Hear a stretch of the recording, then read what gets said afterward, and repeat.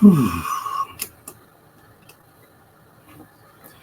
how's it going? This is Resident of Collinwood for YouTube, back with another Dark Shadows video for you guys and gals here to do episode 91 review. So this episode takes place in a couple different set locations, set places, set designs. Collinwood we have the drawing room, the foyer, because again, the characters are walking around. We also have other places like the restaurant that's inside the hotel, because we see Carolyn on the telephone to Burke. Burke does appear, and things are going to happen there, which I'll get into. So this starts off as Carolyn and Victoria are coming down the steps where they're walking around, and they walk through the foyer into the drawing room. And Victoria, you may notice in this episode, again, I'll leave a link in the description box to the episode, that Vicky is carrying a piece of paper. And what this paper is from the previous episode. It's a payroll of the Collins family employees of who got paid and what. It had people's names. Now, the only name you actually hear in the previous episode and this episode is B. Hanscom. And the B. Hanscom is Betty Hanscom. Victoria had wondered where she heard the name before. I think I goofed up in my last video and said she read it on a piece of paper that was delivered to her. I am mistaken about that. So I am going to correct myself here. She heard the name through Sam Evans when she saw Betty Hanscom's portrait, because Betty Hanscom, when she was younger, because we never see Betty Hanscom in person, looked like Victoria Winters. Or it's just Alexander who modeled, they drew Alexander, obviously. So it's really interesting that they're sort of paying back to a way previous episode when Victoria was having dinner at the Evans cottage with Sam and Maggie, and Burke had burst in the door and basically invited himself for dinner. This is paying sort of, to that episode. You're sort of getting not necessarily conclusion, but more to that exact episode and to the other episodes that came before it. Again, why is Victoria here? Victoria is here to work with David, but she's also here to find out about her lineage, her past. In the previous episode, she talked about leaving. In this episode, she has decided, you hear as she asked for a day off from Elizabeth, a couple of days off, and Elizabeth says, so you're going to stay? And yes, she's going to stay. So you have Carolyn and Elizabeth who are excited about this. Carolyn's not going to stay excited about this. Carolyn drives Vicky into town, and you get that shot. So you get an actual shot of the car, them nearby the hotel. So this is a on-location scene. This isn't a set design. The inside, I want to be clear, the outside isn't the set design. The outside is actual shot footage. It's on-location footage. So, but the inside is Cy Thomasoff set designs. Again, in some of these episodes, the beginning episodes, the early episodes, and even here, you get a mix of on location and set designs in episodes, and sometimes more than once. So you get that here. You get at least one on location shot in this episode. They go inside. No, Maggie is not working. The characters in this episode, again, Elizabeth, so Joan Bennett, Nancy Barrett, Carolyn, Alexander, Victoria Winters, Mitchell Ryan, Bert Devlin. You do get a waitress / cook, but it's not Maggie Evans, it's somebody else. So Catherine Lee Scott is not in this episode. Again, it's too soon to sort of have that altercation between for Carolyn, Maggie, Joe, whatever's going to happen there. They don't have it here. But again, Joe and Carolyn have had plenty of arguments. So do you really need another one here? No, you don't. Inside the hotel restaurant, Carolyn phones up Burke Devlin. She wants to be with him. Again, the sheet of paper I've talked about, this is going to the name on the sheet of paper, most importantly, too, is Gardner and Gardner, which is the Collins family attorney. Frank, you have the elder Gardner and his son who run the business. It was the two brothers at one point, but now it's sons. That's father and son. No, you don't meet. Sorry, you don't meet the Gardner attorneys in this episode, but you do hear about them, and you do get to see Mitch Ryan take Victoria Winters.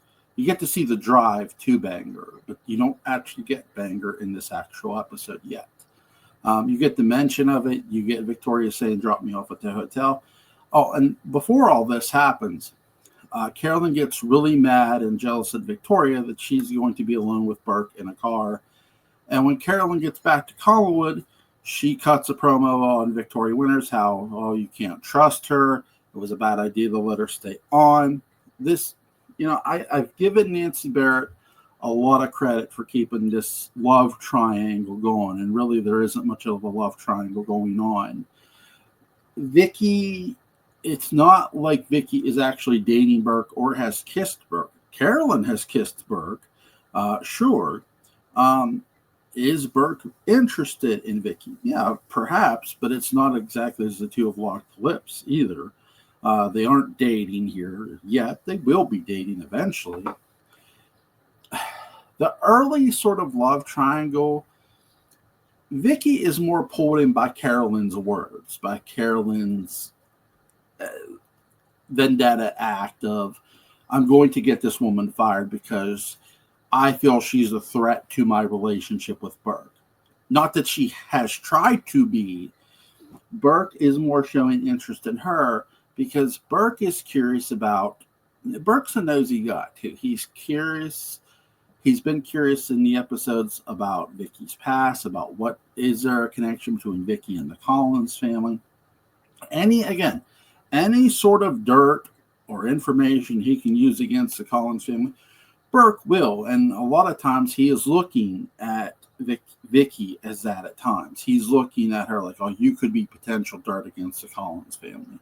He may not exactly say that all the time, but you could tell Mitch Ryan is really selling the character's vendetta against the Collins family. He even warns Victoria many times to leave. And he does that in this episode too. The car ride is an interesting conversation between Mitch Ryan's character, Burke Devlin, and Alexander Milky Eisel's character, Victoria Winters. And a lot of this is when they were at the diner, Carolyn said to Burke Devlin that Victoria Winters saw Bill Malloy's ghost, and Bill Malloy's ghost talked to her. And Burke's in shock. He's like, what? That really happened? Now, what's interesting about that is when they followed us up in the car ride, the conversation at first, Vicky does not tell him right away about what Bill Malloy said and what she saw. Again, Burke knows that Vicky is hopeful to find out any little shred of information about herself. And really, she's going on a very whimsy thing. He even brings that up. This is very flimsy. And she goes, basically she tells him, look, I'm trying to find out anything I can. Eventually, Vicky does tell Burke. So now, in this episode, Burke is hearing Vicky's encounter, that locked her in an abandoned room in the West Wing. Because again, the West Wing is abandoned. It's basically supposed to be locked up. And Burke says this, I can't believe he did that. But again, this is David. So why can't we believe David locked Vicky up? He did try to kill his dad. It's just crazy. So Vicky asked Burke, do you believe in ghosts? Now, I love that we get a definitive answer here from Burke Devlin. He says, no, I don't believe in ghosts. And he says, what do you know this? And she asked him, do you know the song, What Would You Do with a Drunken Sailor? The sea shanty. And he says, yeah, that's one of Bill's favorite songs. He goes, well, Bill Malloy, or call it whatever you want, was singing that song. I know it was Bill Malloy. I saw his ghost. Again, Vicky, and Burke does ask, you don't trust me? And she goes, no, I trust you. But you have to understand, there's a difference between telling the people, the residents of Collinwood, who actually live in the house, that, hey, your house is haunted. It's something they've been hearing their whole life, and David, who has been preaching ghosts since he could crawl, or even seeing them, perhaps. I'm exaggerating that, of course, but you get my point, that telling somebody who, technically is Vicky's oldest friend, as Burke puts it, who can be very strange, because you're telling a grown man, a grown adult, who's not a Collins family member, you saw a ghost. And that to me is why Vicky is hesitant at first. It's not just about giving away information. It's not that at all. It's Vicky, I think, keeps telling herself, and you can sort of tell this with Alexander and her facial expressions, what I saw was real. And I love Alexander for it. She does a great job of thinking to herself, that facial expression of, I know what I saw, and what I saw was real. It wasn't fake. I didn't hallucinate it. Yes, I had lack of sleep, but I wasn't dreaming. It was all too real. And when she tells Burke everything about the ghost, what he's saying, what he said, saying that Bill Malloy was murdered, that the ghost of Bill Malloy says he was murdered, Burke says, because of the whole ghost, and he says, Vicky, he doesn't believe in ghosts, and he counters that with, Vicky, he's dead. To Burke, everything is black and white, plain and simple. He doesn't believe in the supernatural or the ghosts. Again, you have yet another doubting Thomas, where Elizabeth actually does believe what Vicky saw. So we have two people who believe what Vicky saw so far. Carolyn really hasn't taken a stance. She's more just she's not necessarily saying she doubts Vicky, but she's not saying she believes her either. She's just she says, well, I kind of believe you, but it's like, do you really believe Carolyn, who turns on a dime anytime she gets mad at Vicky for being jealous at Burke being around her, being alone with Vicky on a car ride to Bangor, that's literally going to go nowhere with this whole relationship thing? There's no relationship right now between Vicky and Burke. Again, the initial love triangle was Carolyn, Joe, Burke. But you've seen Burke now kiss Carolyn. Not in this episode, but in prior episodes. One time he did. So, as Vicky is saying, please drop me off at the hotel, I will. And Burke's conversation turns very dark here. But it's nothing Burke hasn't already told her. He's told her, hey, maybe you should leave. Maybe you should get out of here before things start to happen. I don't want to see you get hurt. I don't want to. And she goes, we drop me off at the hotel. And he says, yeah, it'll be the safest landing you'll ever have. Because what Burke is saying, I don't want to hurt you, but you live with the Collins family, and you could basically what Burke has been telling her, hey, you could be a casualty of this whole battle, of this whole war between me and the Collins family. And if you are, you are. Does Burke mean that? He seems to mean it. And I think Mitch Ryan does a really good job of reiterating that here and reselling that fact here, that I am still out to get the Collins family. In case any, it's something the writers keep constantly reminding at times with Burke when he's on screen. Yeah, I may be smoozing over Carolyn, but it's just a ploy. I may be talking nice to certain ones, but it's just a ploy. Is this just, is him threatening, sort of warning, threatening Vicky a ploy? It becomes a ploy, but also in the sense of this is a guy who just offered, Elizabeth's boat captains a lot of money to come work for him. They're going to turn him down, but still, that hasn't happened yet. Like, they haven't officially turned him down. One of them did, but the other ones we haven't heard from. But so it's interesting. Again, you don't get the actual Gardner characters in this episode.